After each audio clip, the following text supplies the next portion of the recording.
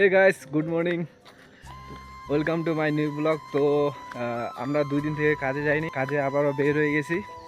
তো এখন বাজে 8:30, আর এই যে ব্যাগ নিছি, এখানে টিম বেডে আছে, ভাত নিছি। তো দুপুরবেলা আমরা খাওয়া দাওয়া করবো। তো মোটামুটি আধা ঘন্টা হেঁটে হেঁটে যাবো আমরা কাজে। সকাল সকাল কাজে যাওয়ার একটা হেঁটে হেঁটে যাওয়ার একটা আলাদা রকম মজাই আছে। তো আমরা মোটামুটি 2 কিলোমিটার হেঁটে হেঁটে যাবো কাজে।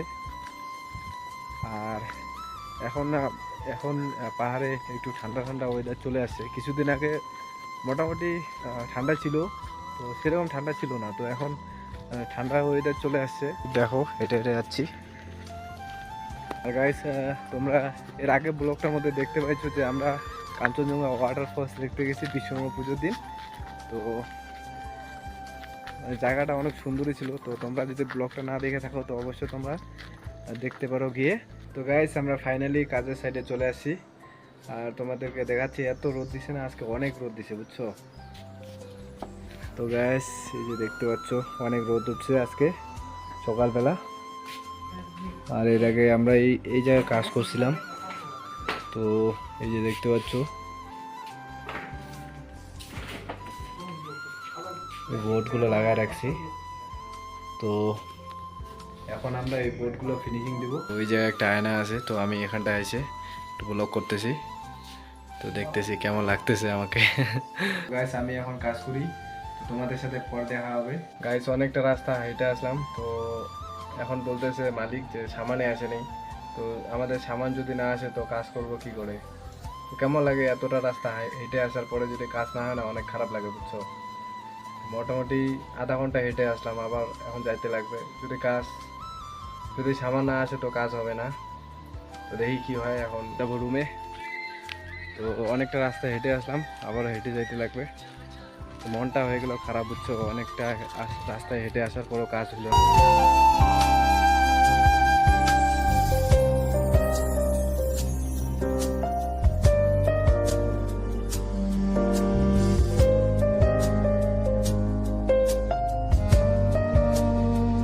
আমরা ফাইনালি চলে আসছি রুমে।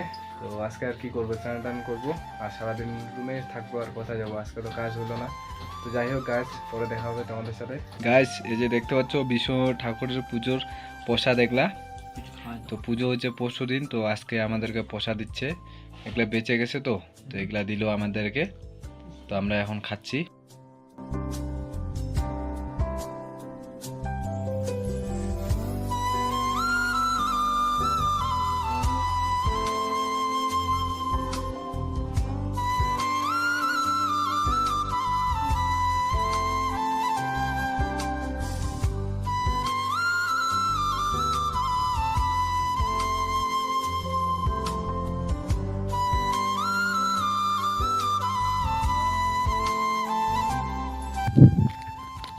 তো গাইস, এখন যাচ্ছি আমরা একটু রিপেয়ারিং কাজে।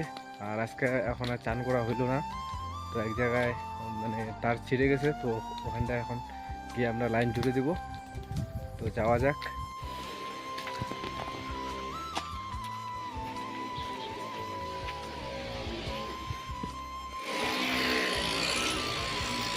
তো গাইস, আমরা চলে আসছি।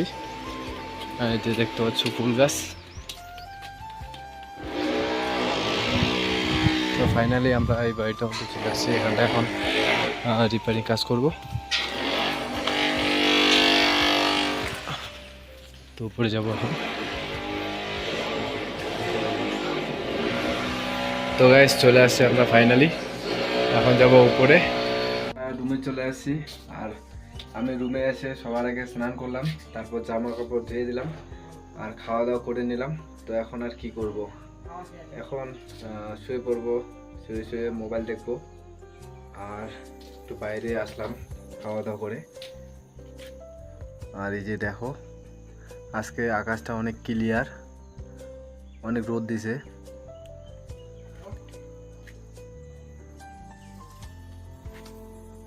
তো তোমাদের সাথে একবারে পরে দেখা হবে। এই গাইস, গুড ইভিনিং। তো এখন বাজে 6টা, না বসাবো আমি। তো আজকে আমার রান্না আছে।